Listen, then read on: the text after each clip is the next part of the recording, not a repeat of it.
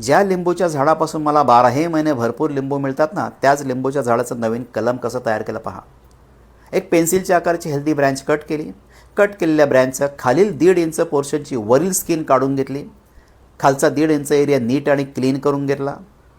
त्याच्यावरती अलोव्हेरा म्हणजे कोरफडीची छानपैकी कोटिंग दिली.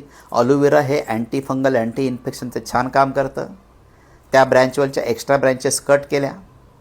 ऑलरेडी तयार केलेलं सॉईल मिक्सचर ज्याच्यामध्ये 30% शेणखत आहे, 30% नदीची वाळू आहे आणि 40% आमच्या शेतातील माती आहे, सेमी शेडमध्ये ठेवून दिलं. आणि 30 दिवसानंतरचा हा रिझल्ट पहा. 30 दिवसानंतर त्याच लिंबूच्या फांदीला छानपैकी नवीन पालवी आलेली आहे, नवीन कोंब फुटलेले आहेत. याचाच अर्थ लिंबूच्या मदर प्लॅन्टच्या फांदीपासून कोणतीही किचकट प्रोसेस न करता नवीन लिंबूचं कलम तयार करता येऊ शकतं. लावायचं कसं? 1 फूट बाय 1 फूटचा खड्डा खणला, त्याच्यामध्ये कुजलेला पालापाचोळा टाकला, कुजलेलं गाईचं शेण टाकलं, कडुलिंब आणि करंज या दोघांची पावडर टाकली जेणेकरून वाळवी लागू नये. आणि हे जे कलम तयार झालेलं आहे ना, हे कलम त्याच्यामध्ये लावून दिलं. लिंबूचं झाड लावताना सूर्यप्रकाश भरपूर मिळाला पाहिजे ही काळजी घ्यायची. सॉईल मात्र पाणी ड्रेन होणारी असावी, एवढीच काळजी घ्या.